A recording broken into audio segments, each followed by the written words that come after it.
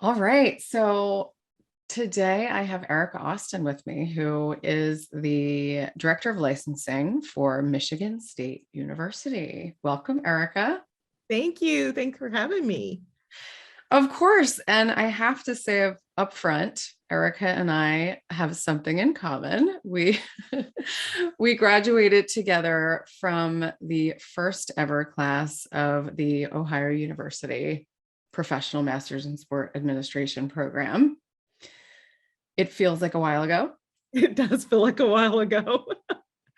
Yeah. You And, were my lifeline through those those 2 years. especially having come through the pandemic, it really feels like forever ago that we were doing that, coming through that program as younger professionals, I'll say. Yes, Um, yes. but what an amazing experience. So it's really fun for me to have you today because of that, commonality that we share, having both gone through that program together. I love talking with people that I know from the biz and in many cases haven't spoken to in a while. And so in your case, where were you in your career when we were together at OU?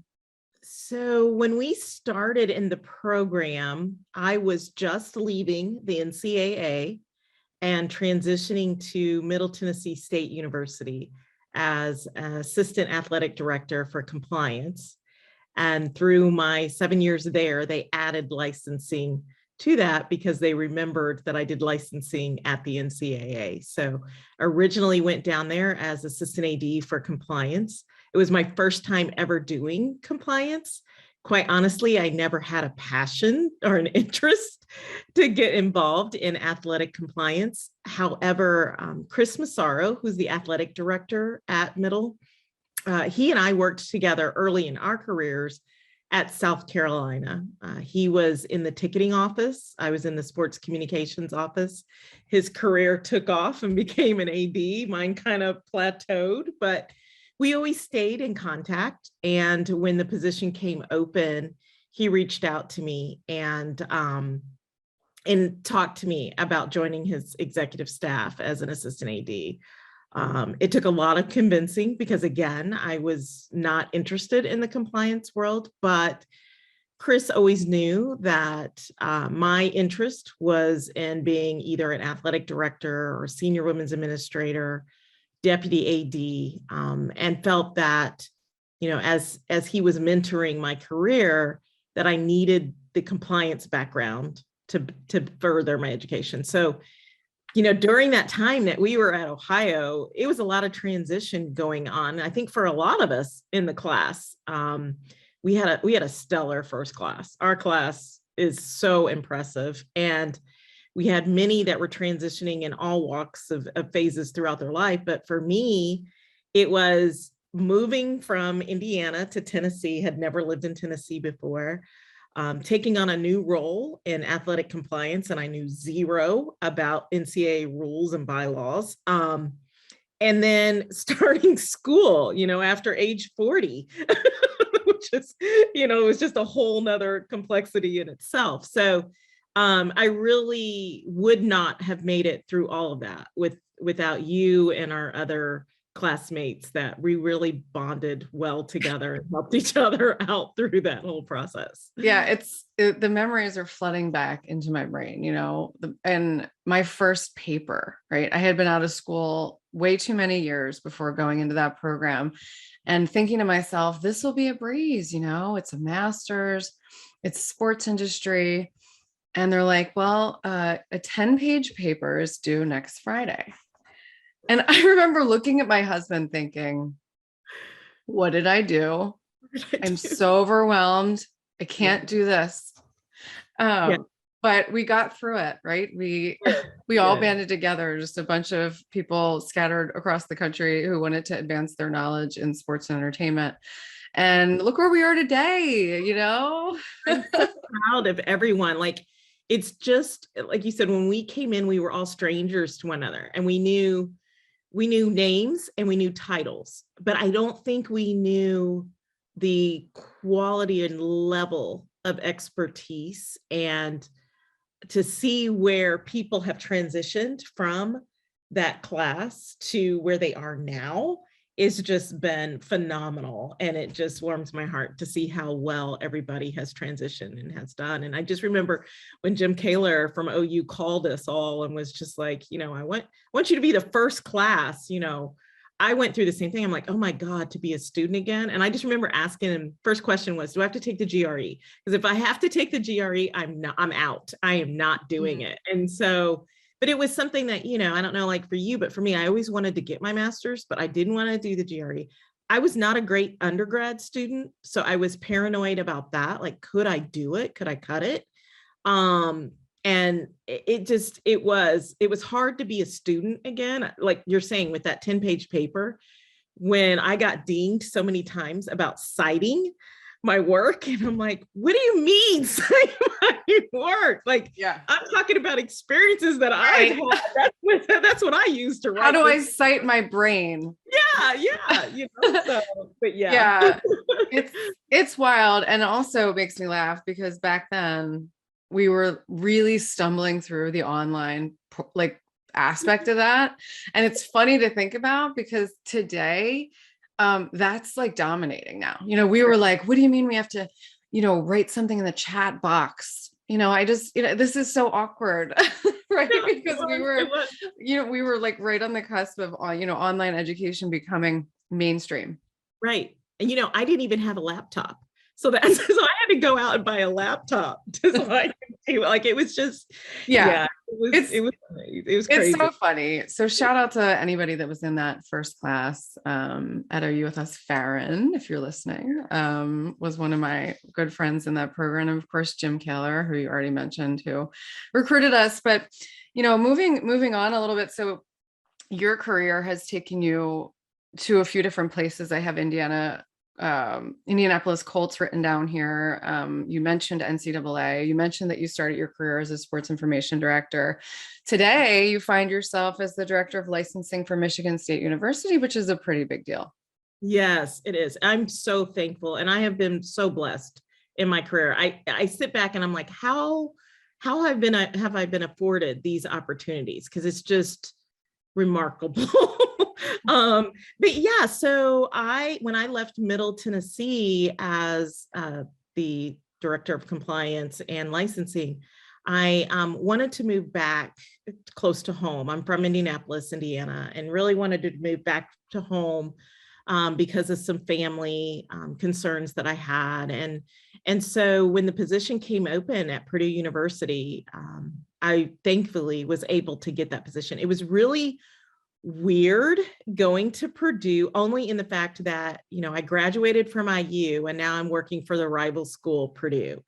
And then to be, over licensing and working on brand development and building brand equity at a school that, when I was at IU, I was told what Purdue was as our rival, then to actually be on campus and learning Purdue as a first timer, much like the freshman class that was on campus. So that was a little bit of adjustment. I remember the first time someone gave me a Purdue t-shirt, I was like, I don't know if I can put this on. Like, am I going to break out in hives if I put this shirt on? But, I came to find out how great Purdue was and how different it was from what I was led to believe it would be as a rival school. And the fact that we were able to bond with so many other universities in the state of Indiana. The state of Indiana has some wonderful universities. So to be able to bond with them and all of us have the same goal of providing quality education to students that come to Indiana, the state of Indiana. So it was interesting to learn Purdue through those fresh side of eyes, but it also helped with the brand equity work that I was doing through licensing. So I enjoyed my time at Purdue. The quality of student there is just remarkable. I had no idea that they have such a high enrollment of international students. So that brought along another complexity. I had no idea that Neil Armstrong was an alum of Purdue University, and my grandfather retired from NASA and actually worked on Neil Armstrong's launch. So just personally bringing that together really tug at my heart. And every time I would walk past his statue on campus, I would think of my, grandfather, who I hope is proud of me looking down from above. But so yeah, I was surprised how many connections I was able to develop at Purdue, being new there. And then from there, an opportunity came about with the Indianapolis Colts. Again, was not really looking, but when your hometown team calls you, and it's one, I told them, the ironic thing about the Colts is that I actually, when I was working at the NCAA, I volunteered, and every Sunday for every home game, I worked in the press box, going back to my media relations days, and did media relations for the Colts, worked in the press box, passed out stat crew sheets, dictated quotes from post-game press conferences, and was there doing that for a while until I moved to Tennessee. And I actually told them I actually have a replica Super Bowl ring, because I was working in the press box when they clinched and was able to go to the Super Bowl, and then they offered us an opportunity to purchase a replica Super Bowl ring. And so being there, I think the one hesitation that I had after accepting the job was I going to go in there and get a chance to peek behind the curtain and it be completely different than what I, as a fan was expecting? And it wasn't. I mean, everything that I love about the Colts organization, from the ownership with Mr. Irsay and his daughters, to what they've done in the community, my community, what they've done for the African-American community, which again is my community. It was great. It was so refreshing to see that it wasn't something different than what I'm seeing, being that fan. And so even though my time was short there, I'm so grateful for the opportunity to be there. Yeah, it's great to hear that what you're saying is the behind the curtain was the same as in front, and that, Yeah. that's a great story for Yeah, you to tell. it really was. I mean, the big difference between the collegiate world and the pro world is that, and I don't think many people think about this, but because I know I didn't before I took the position, is that, that pro team really is a family owned business. And so that means the staff is small. It's very intimate. My VP, who is phenomenal, Stephanie Pemberton, she started as an intern with the Colts, and then 17 years later, she's the VP of marketing. And the majority of the executive staff started as interns and worked, their way up. And, it wasn't unusual to get an email from Carly Irsay or Kaylin Irsay, asking what's going on in marketing, what's going on in the merchandise world. They, having the two daughters, that was another phenomenal thing to know, that I was working with an organization that had female ownership. And they are the ones that are making the decisions, and talk about boots on the ground. Like, they are on the ground making those decisions and having those difficult conversations with the coaching staff. And they're in the war room when it comes to draft day. I mean, that was so inspirational to me. And I learned so much from them about how to navigate the sports industry as a female. So I'm so grateful for everything that they afforded me and my opportunity there. I love that. I wish that I could have seen that. I mean, a couple of things you said, family business. So a lot of the pro teams are family businesses. I think it's not all, obviously, but I think it's pretty cool for you to have gotten an inside look at how that works. And I'm sure from team to team and family to family, it's very different. Right. But I love the idea of it being run as a small business where you're getting emails from, the very top, Right. because it's such an intimate environment that everybody, I guess like a family is everybody's in everybody else's business, right? Right. Right. For better or for worse.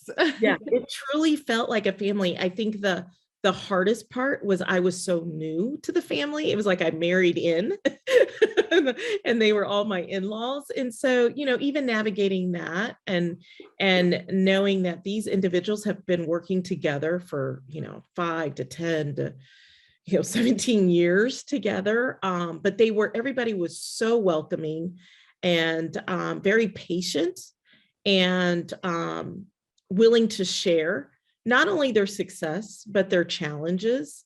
And I love teamwork and to be able to go into an organization where we all were rolling up our sleeves. And, I'll never forget one day, we spent the first half of the day rolling t-shirts and putting, the plastic parachutes on it so we could do the parachute drop at a game. And, to look across the room and seeing your intern class, your, mid-level executives to your C-suite executives all standing there rolling t-shirts. That was what I signed up for. That was what made it so special being at the Colts. Yeah, that's awesome. And so fast forwarding until now, you accepted a role in February of this year as director of licensing for Michigan State University.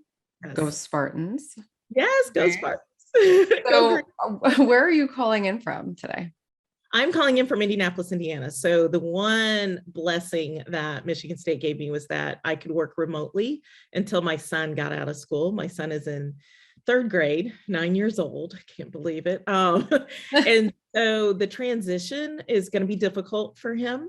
And so they were able to allow me to work remotely until he gets out of school. As you can imagine, with pandemic and probably what you're seeing across the collegiate landscape and really outside of collegiate landscape, still a lot of people are working remotely. Our campus is open. We have gone back to on-campus learning, but a lot of people are still working remotely on campus, and so I'm able to do that until I make the move up there in June. That's great. Yeah. It's been great for work-life balance. I can't even imagine, with the transition being in February, trying to move in the snow and then, trying to get up there, find a new school for him and just everything moving so fastly. I'm replacing a licensing director that has done phenomenal work there. Sammy Stevens is a rock star in our industry.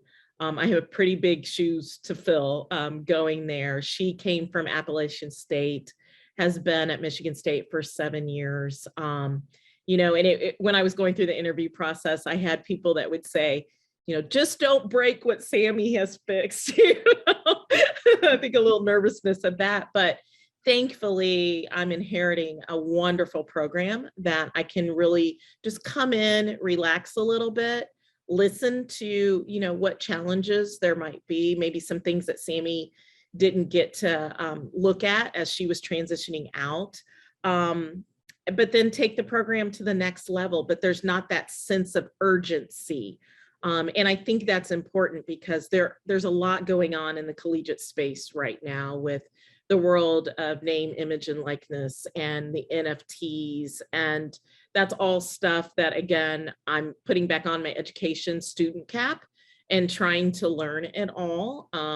I tell people, I feel like, so the role at Michigan State is the exact same role that I had at Purdue University and that I had at the NCAA. So I have that comfort level of going back to a position that I love. I've been telling everybody, I feel like I was in a coma for a year because I was at Purdue. When I was leaving Purdue to transition to the Indianapolis Colts, NIL was still, just kind of a buzzword. And everybody was waiting to see what the NCAA was going to do, what state legislation was going to do. as a licensing director, we were all wondering, can they use our marks? Can they not use our marks? How does that work? What does that look like? Are we going to move more to a pro model? Will there be a players association? All those questions were swirling in our heads. And, if you look across the collegiate licensing space, you have licensing directors like myself who do not sit in athletics. I actually sit in our residential services and our hospitality services on MSU's campus. At Purdue, my role started out on campus in marketing and media, and then transitioned into the procurement office. Across the Big Ten, we're split. A lot of us are in communications, a lot of us are in the development area, and then you have a few that are in athletics. So those of us that don't sit in athletics, we were trying to figure out, okay, who do we work with in athletics? How do we work together? So all that was happening, before I went into this COVID year and this coma year of then transferring to the Colts. Now, a year later, I'm back in collegiate licensing. I've woken up from my coma, and NIL and NFTs have progressed, and legislation has progressed, and NCAA has now said, yes, if it meets your state legislation, you can do co-branded programs, which means the student athletes can use your marks. And so now as a licensing director, we have to figure this space out. And so I'm back in this learning mode and, really waking up and going, wait, a lot has happened in that short 11 months that I transitioned out of collegiate athletics. Right. The NIL, NFT space kept moving along during COVID because it could, Yes. just like all things digital. And this is the area that I have circled and underlined 3 times as far as what I want to talk to you about today. Right. And I love that you're saying you're putting your education hat back on, because me too. When I talk to people in this industry, when I talk to women that are at the highest levels in sports and entertainment, NIL, NFTs, sports betting, all these things that 10 years ago were a whisper or not at all.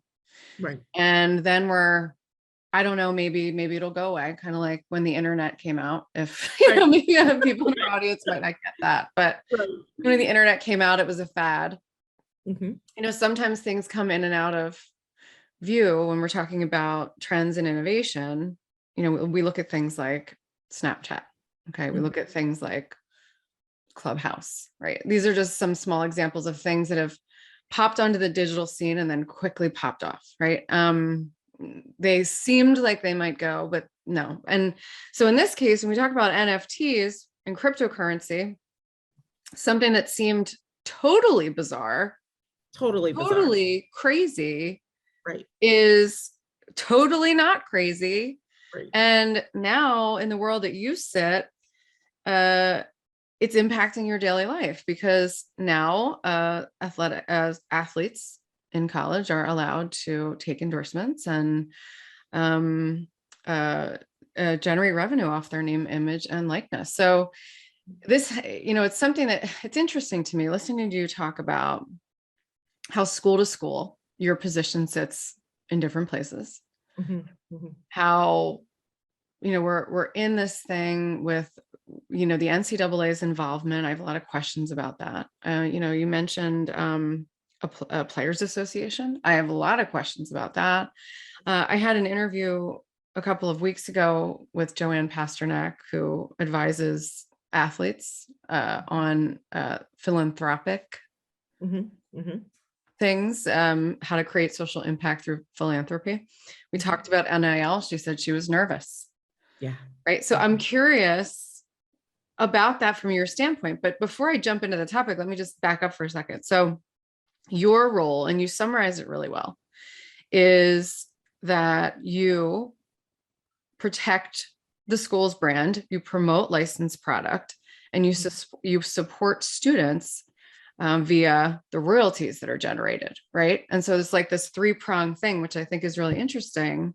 And it's not dedicate it to athletics only, because the marks of the school go on things that don't necessarily have anything to do with athletics, but of course athletics plays a big role in that, right? Correct. So the marks, the trademarks, the IP of the universities are actually owned by the university and not the athletic departments. And I think a lot of people think that, you know, whether it's the Motion P at Purdue or the Spartan Head helmet from MSU is owned by athletics, because rightfully so, that's where it's probably more prominently placed and viewed. But the trademarks are owned by the board of trustees of the university. So my role as the licensing director is for the whole university, not just athletics. It's for the whole university, and the royalties that are generated from licensed product supports the general scholarship fund. There is a split of those royalties, so some of it does go to athletics, but the majority of it goes to the general scholarship fund that then students are afforded scholarships from, you know, those royalties. You know, I think it makes sense sometimes that licensing sits in athletics. I think it really depends on what is the goal of your IP portfolio. You know, I've seen where if a school's goal is the protection, the compliance of it, you know, I don't think many people understand that we also work with the Fair Labor Association, the Workers' Rights Consortium. I have monthly meetings with those two groups to learn what's going on overseas and in the industry. For those schools that are heavily involved in the compliance and the corporate social responsibility of it, a lot of times the licensing director will work within the legal departments on campus or the procurement process on campus. You know, for us, we want to make sure that we are communicating to our student athletes what it is to be a Spartan. The whole Spartan Will campaign, you know, that was derived from the communications department on campus. And so, you know, working with them and making sure that our brand is coming across to the new students. But as you can imagine, higher education really, they kind of take a stand back when it comes to the word of profit. They don't want to come across as they're soliciting to fans and students buy this product, you know. And so really the revenue generation part, that's where the athletic avenue comes in, because that's where we're really able to promote the product and our association with Nike or with some of our other licensees. They see what coach is wearing. The fans want to wear what coach is wearing. That's where the revenue generation avenue makes the most sense, because the universities, higher education, you know, they're not into the buzzwords of profit revenue generation that athletics and other areas would be. Right. So how much of your time would you say you're spending in the athletics realm of protecting IP and brand right now?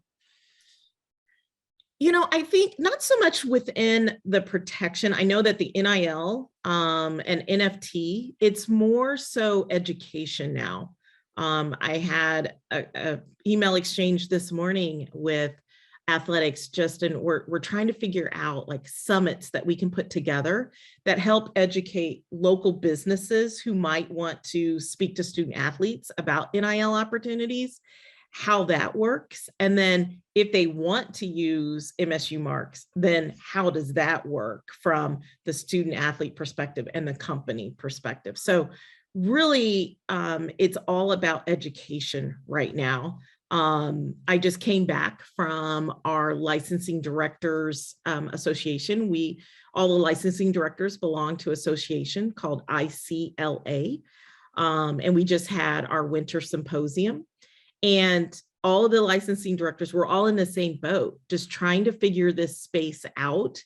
And we know that there is a level of education that needs to be done on so many different areas. The student athlete needs to be educated The coaches need to be educated. The businesses need to be educated. I think when this first came about, there was so much concern and worry that these student athletes were just going to go out and have these like $1 million deals, and everybody was going to be knocking at the door wanting, to incorporate and work with them on all these deals. And I don't think there has been some of that, but I don't think it's been at the level of intensity that a lot of people were anticipating. And so, for us at Michigan State, I think we're looking at NIL more as the development piece. You have this student athlete, and there's opportunities to work with a company on an NIL opportunity. But to your point, is it about making the dollars, or is it about building your brand and sustaining that brand after you graduate? Because again, there's that statistic that not everyone is going to graduate and go pro. And so what are you going to do after your eligibility is done, after you've graduated? Can you take some of these NIL opportunities now and convert them and mature them and grow them, that after graduation, you can still do something with this company? Can this relationship develop into an internship? Can it develop into, a paycheck with benefits after you graduate? So I think that's been our focus, really working with the student athlete to educate them, but to protect them as well, and make sure that we understand their mental health through all of this, because it can be overwhelming if you are constantly being approached by companies and you don't know what to do. Having those conversations about aligning their brand with a company's brand. And is that a good company that you want to be aligned with? So again, those life skill components, that's the angle we are going down at Michigan State, which I think is a little bit different than some of the other universities. I mean, it feels like it's the right approach, right? I mean, we're dealing with undergraduate students between 18 and 22 for the most part, who have never run a business. Taking on endorsements is kind of like, you have to know how to run a business, and building your personal brand is the same as building a business brand. And it's interesting to hear you talk about the fact that they need to understand both, the athlete and the school and the businesses that are interested in working with them, that there are 3 brands in play. The brand that is the school is a protected brand. That's confusing. Yes. Okay. So if a business wants to come in and play in the NIL space, they then have to come talk to you, right? Because you are protecting the brand and the marks and the IP of the school. That's all really interesting stuff. And I get it. I mean, I think education, of course, should be number one. I know that in some cases, there are athletes jumping into the game, and there's always folks that are more aggressive than others that are willing to take risks. And we're going to see that here.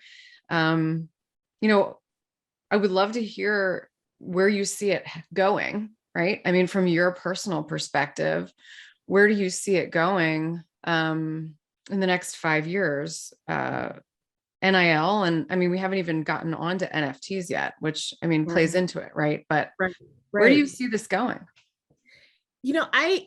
I really see it going. I think I was one of those when all this was coming about, was really thinking that NIL was just going to be a mess. It was just going to just create this segmentation between the male sport athletes and the female sport athletes.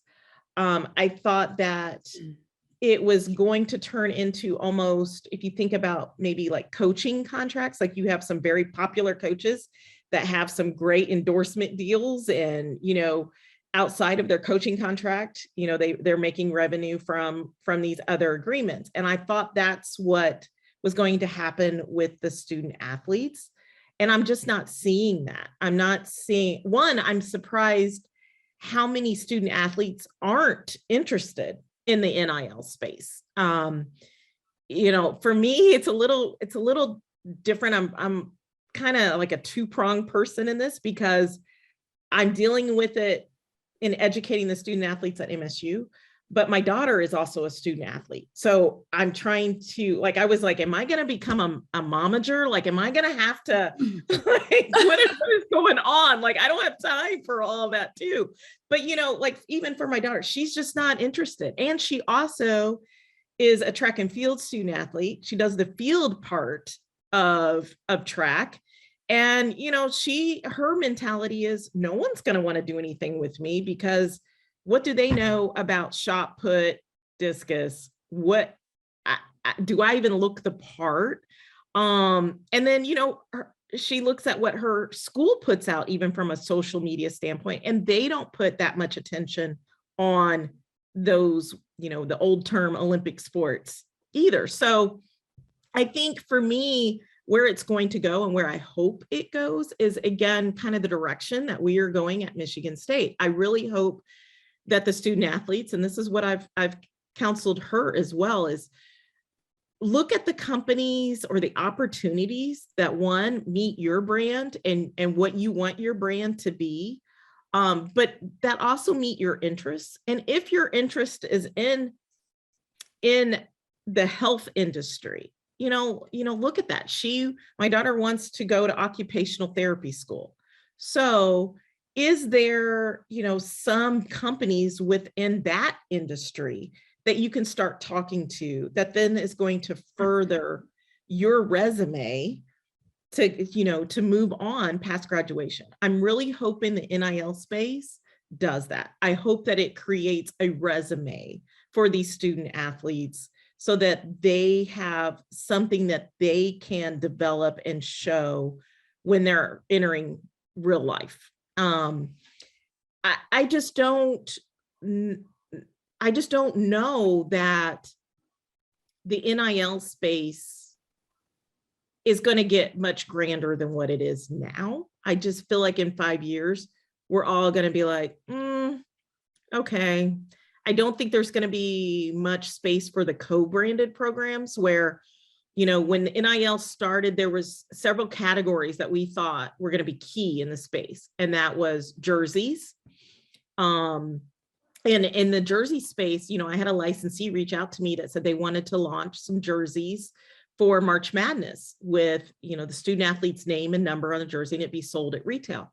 That deal couldn't get done because the retailers, what I'm hearing from the licensees is that you still have this monster thing out there called the transfer portal. So no retailer and no licensee wants to purchase a ton of merchandise and then that student athlete transfer and go to another school.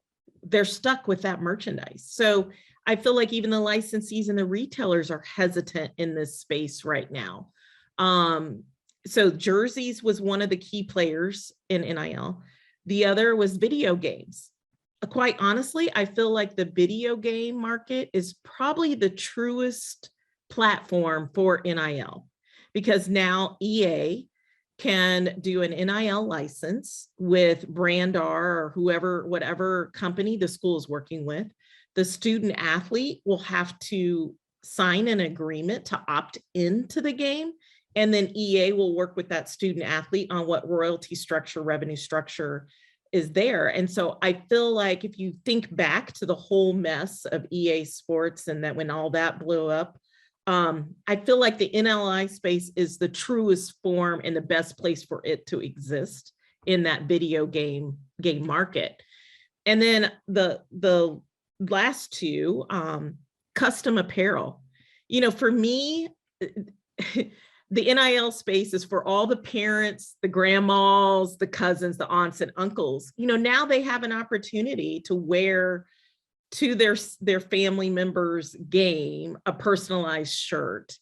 And so I think the NLI space kind of helped with that. But that's, to me, such a small market. Like, you know, my daughter opted into a custom apparel program. So now I can. So you can buy it. You know, but now I'm buying it. So I'm like, well, couldn't I have just sent her $100 instead Right. of buying Right. it, you know? So but the last one I would say that I think we're all still trying to figure out, and you mentioned it, is the NFT world. At the Colts, we dabbed in it just slightly before I left, and we had 2 opportunities to do NFTs, and we did a ticket promotion where if you purchase a ticket, you got a free NFT.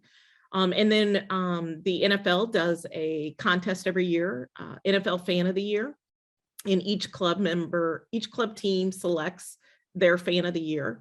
And with our Fan of the Year, the NFL sent him a free NFT. But every time we do a promotion around an NFT, the winner comes back and says, what is this? What am I supposed to do with it? What is the value of it? So I think there still needs to be a lot of education around the NFT. My hope for the NFT space is that it does become more experience-based versus collector-based. And by that, I mean, at the Colts, I was over the loyalty program. So we have a loyalty program. You can earn points. You can then use those points to bid on things. So could the NFTs be part of what you're bidding on? Recruitment for the university, as recruiting fairs are going on, can we create NFTs around elements of buildings on campus, using Sparty as the NFT image, versus using the student athlete? And talking to NFT companies right now, they're still focused on that student athlete. And I want them to focus a little bit more on the campus assets and the mascot assets, because I think we can do more with those and we can create those experience. Like, I don't know, like even with the season tickets, like can season ticket members get an NFT? But I think with all of this, we're still losing the basic marketing component of the demographic. So what is the demographic of this NFT, and does it meet our demographic? Does it meet the marketing strategy that we're going for? At the Colts, our strategy was going after that younger audience. So the NFTs might make sense. I think we're still just trying to figure out what is the demographic for NFTs. Is it a market? How large is that market? And then how do we play in that space? So I know that was long-winded, but no, I'm taking lots of notes here because you have a lot of information on the inside on this, right? And it's really, really interesting to hear you talk about how it isn't as grand as people thought it was going to be. Yeah. A lot of athletes aren't even interested in it, which I find really interesting. And you don't think it's going to get that much bigger. Now, I would guess that with NFTs as the education component that you keep mentioning grows, and you talked about the video games, for NIL being sort of a natural fit. What else will come out that is a natural fit? What is the value of someone's social following and their aptitude to, benefit off of NIL? I love your perspective. And I'm really enjoying hearing about where you think this is going and just some of the inside stuff. This is just phenomenal. Oh, thank you. Yeah. It is a space that we're all learning. I could be completely wrong. Been there, been completely wrong before.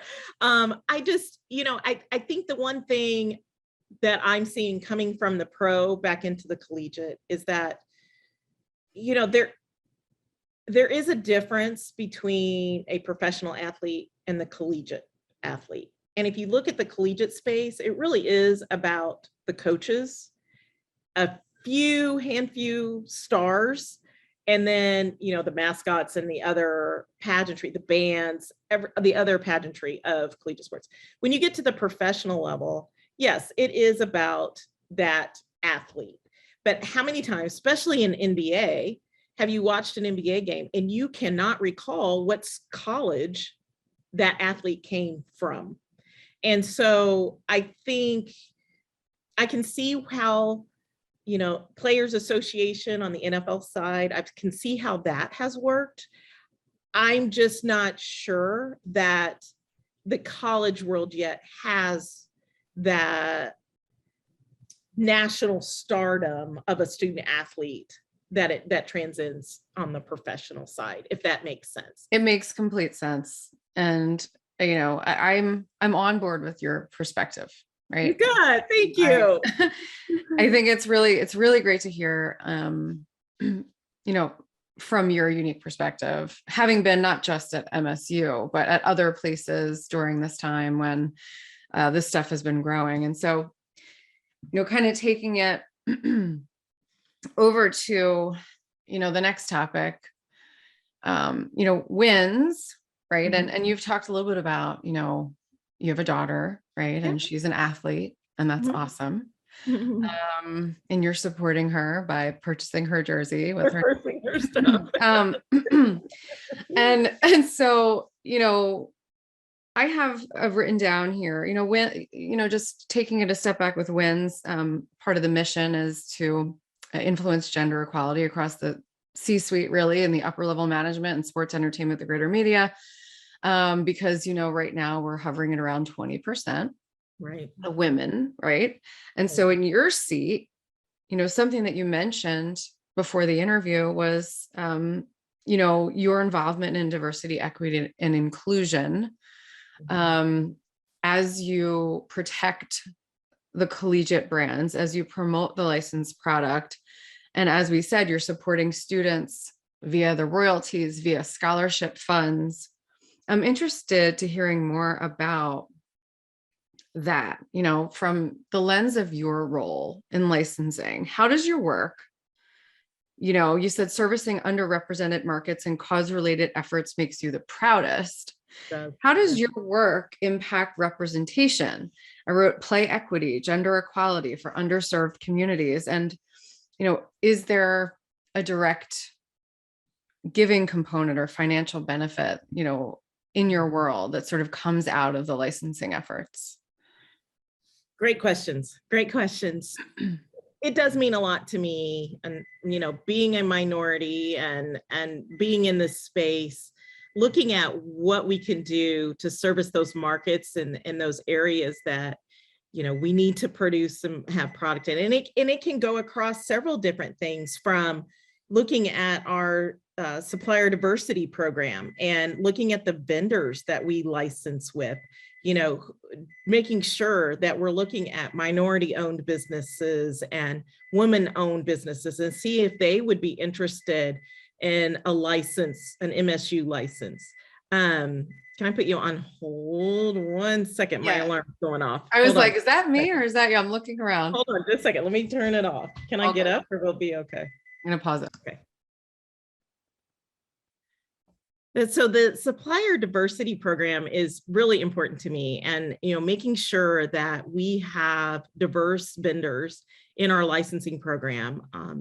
Even if they're too small and maybe can't afford the licensing rates, can we work with another larger licensee and they become maybe the printer for that licensee, so that they're able to see the industry and learn from the industry, maybe help financially with their business, and get them up and running, and making sure that we are having diverse licensees. So that's very important to me as a licensing director. And I have to give kudos to Michigan State, because through my interview process, that was the first question they asked me. They are all about inclusion, and how was I going to adopt inclusion, and what was I going to bring to the table in my role in inclusion? And quite honestly, I've never had that question asked of me in any of my stops. So that when they asked me that, I was like, okay, definite winner there.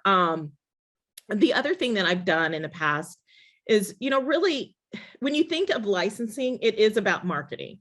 So we want to make sure that our product is where our audiences are, and we want to make sure our product reflects their brand, their fashion. And when I was at Purdue, and I found out that we had such a high enrollment within the Asian community, I wanted to see, because the Asian community has such great trends when it comes to fashion, and their colors, they're vibrant, and their cuts, and it's just phenomenal to me. And so, I just remember going to Purdue and thinking a couple of different things, like, do we have any merchandise that looks like what they're able to see when they go to their home countries? Do we have merchandise that they're interested in buying? Do we have merchandise, quite honestly, when they look at the tags, are they seeing, oh, this was made in my country, and I probably had a relative that cut and sew this and put this together. And so for me at Purdue, I always kept that in the back of my mind as I was looking for new licensees, looking for and working with the Fair Labor Association. And when we were hearing things happening in Bangladesh, like, okay, do we need to pull our merchandise out of the factories that are in Bangladesh? And I think that all of the licensing directors have that sense of commitment and diversity in mind, but then also, working with the LGBTQ center on campus, can we do Pride merchandise? At Purdue, I was able to launch a line of Pride merchandise. Can we do some for the Black Cultural Center, so that we have merchandise that meets that market? Working with the Asian American and Pacific communities, and I did a line of merchandise for them. To me, that was the most rewarding work that I did, and I didn't do it blindly. I went straight to them and said, what do you want your merchandise to be? Forget what Purdue brand standards are, Purdue guidelines. We will have to have some of that in there, but I need to know, what do you want this merchandise to look like? And then how we can weave our brand into that. And it was just so rewarding to see, that they could go into the bookstore or their favorite place and see product that resonated to them. And that's just the core of marketing, going to your markets. And some of them might be underserved markets. They might be small markets. We did not go into it thinking we were going to make millions of dollars on this product line. And it could be small. It might only be one t-shirt, one hat, one sweatshirt. And that the retailers might only buy, 24 of each of those. That's fine. It's about having it available, having the inclusion. I think that in my career, being a minority, I've seen where companies have focused maybe only on diversity and maybe only on equity. But where I think many are missing the boat is the inclusion part of it. And so for me, my goal is that no matter where I am talking to you today, I want you to feel like you're included. And that's how I operate. Everywhere I go, every audience that I talk to, every person that sits across from me, I want to make sure for however long we're interacting, you feel included. And I don't know that there's a lot of people doing that. I think that's the part that's the key, the next level that we need to move to. I think your story about developing product lines for underserved communities is really fabulous. The idea of including these underrepresented communities in the process, the licensing process is incredible to me. I'm curious, I have like a little bit more I want to know about. So if you said, I'm going to go out to our markets, the students, the people that are buying our merchandise, and I'm going to do it with a sense of inclusion, and you go to a community or an LGBTQ community and you say, what do you want this merch to look like? And they give you feedback. Do you then have to go back to a licensee and pitch that? Or how does that work from there? Yeah, so a lot of times having great relationships with licensees, I could take that to them. So that's what I did at Purdue. I was like, okay, we have this need. And I need to work with someone that will take that risk with me, someone that knows it's not going to move the needle royalty wise. It might be a great success, but someone that's willing to take that risk with me. And then quite honestly, you have to have that relationship with the retailer as well, because no matter what the licensee and the group does, you still got to have someone buy it. And so having that relationship with the retailers to say, can you just place this product in there for me? I understand if you only want to buy a little bit, but at least have it placed in there. And if I didn't have those relationships with the licensee and the retailer willing to take that risk with me, of course they ask, are you going to help market it? So having some marketing dollars around it as well. But for me, being able to say, well, our greatest marketers are going to be the people that are buying it, that are walking around with it. That's free advertisement, free billboard for me. So convincing them to come along a ride with me. And I know it might sound like a crazy idea, but I think we have to do this. And, quite honestly, I did get pushback by some people within the campus community that just thought that maybe I was wasting my time and I should have focused my efforts elsewhere.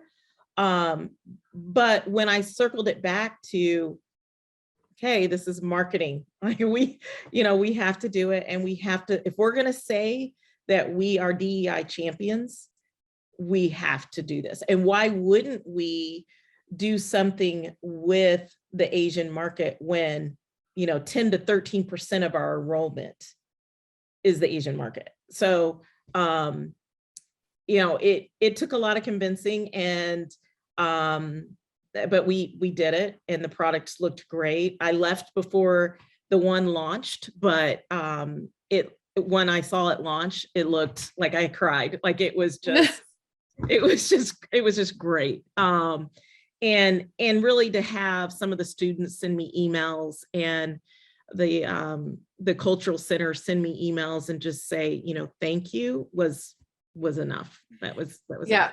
enough. But I think your approach, though, it's not like you're sitting there and saying, I have this idea because I want to be true to DE&I. You're saying, no, I spoke to our market, and this is what they want. And so we're going to represent them in the retail space because that's what we have to do, because they, there is demand for the product. Right. Because you did your research, you did your market research. So I think that's amazing. I think that's really sort of a recipe for success. I love the fact that you're in a position to drive that in licensing and build templates for other schools and examples to say, hey, here's how it's done and here's how it's done right. And here's some of the examples of the product that we're putting out there that is being purchased by our community. And then maybe it's being purchased by our fans. And, the idea of, talking to licensees and saying, take the risk with me. Come on this journey with me. I mean, it's a shame that has to be the conversation that's happening, but it's real and you're being honest about it. So I say kudos to you for going to bat and for really trying to walk the walk when it comes to DE&I, and especially with the inclusion. I absolutely love that. Thank you.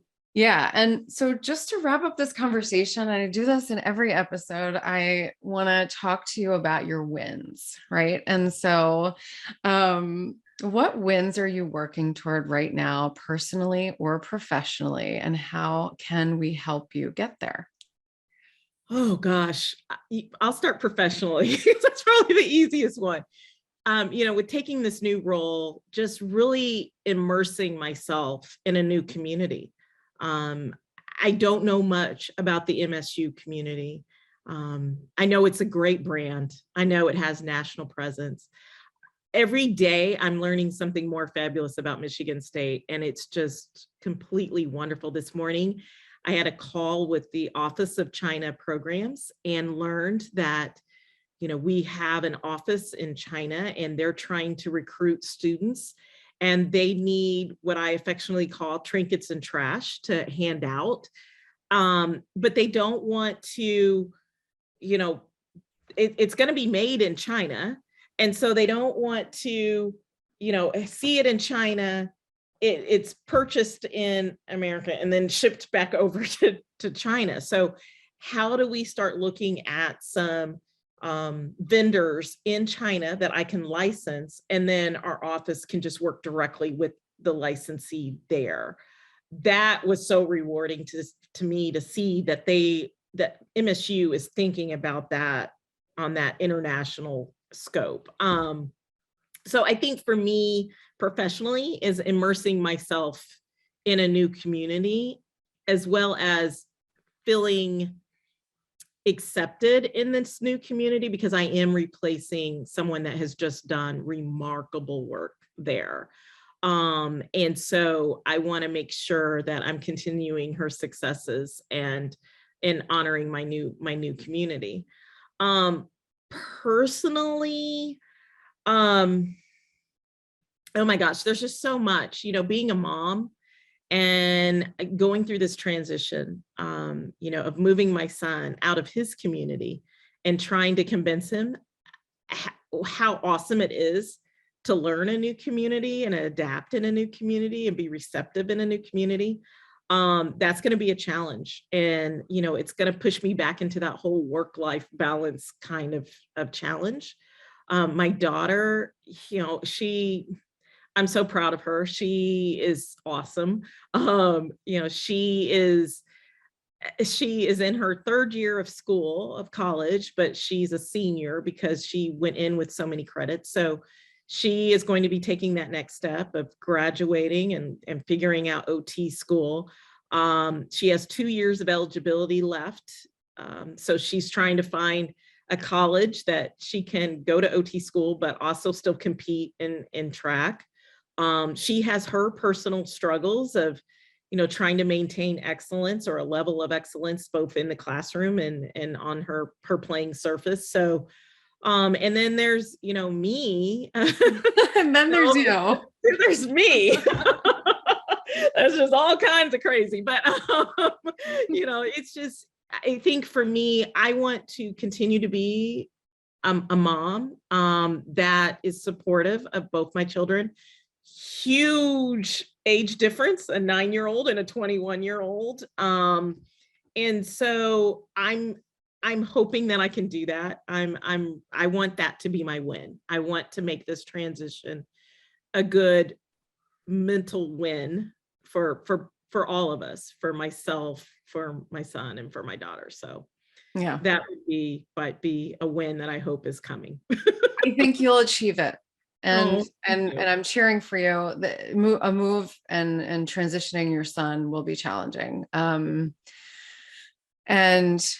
I love that you selected that as your win, because it tells me you're going to put a lot of your energy into making sure you can do everything in your power to make it as smooth as it can be, knowing that it isn't going to be perfectly smooth, right? But I think part of it too is, you're showcasing your resilience and your leadership and your sort of rock star level status by, saying, hey, this is my career, right? And I'm transitioning from A to B to C, and now Michigan State, and all the cool opportunities that are going to come from that for not just you, but also that your kids can experience through you, and just by watching you do what you do. So best of luck with the transition.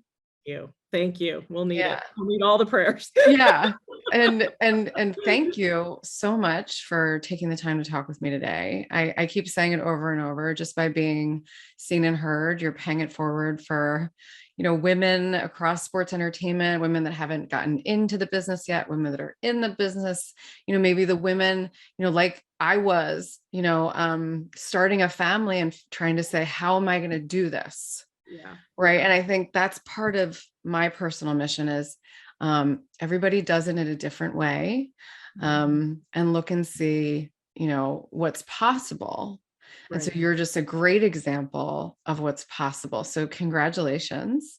Thank you. Thank you for having me. And if anybody in your audience has questions or wants to talk, I'm more than happy to make that connection with them. I love making connections with students that are trying to figure out and wanting to get into the sports industry. Love to mentor them and talk to them. So I'm open and available if anybody, has questions or wants to talk, or if I can be a resource and pay it forward, I would love to do so. Because I definitely had a village to get me to where I am today, and I want to continue that. Yes, awesome. And I would just say to that point, Erika Austin, she's on LinkedIn, right? She's the director of licensing for Michigan State University. So that's where you can find her. And thank you again, Erika, for being here today. The stories were amazing. You educated me and everyone who listens. So again, thanks. Thank you for having me in this opportunity. It means a lot, and I'm so proud of you. You're doing amazing work with your platform. So thank you for doing that. Thanks, Erika. All right.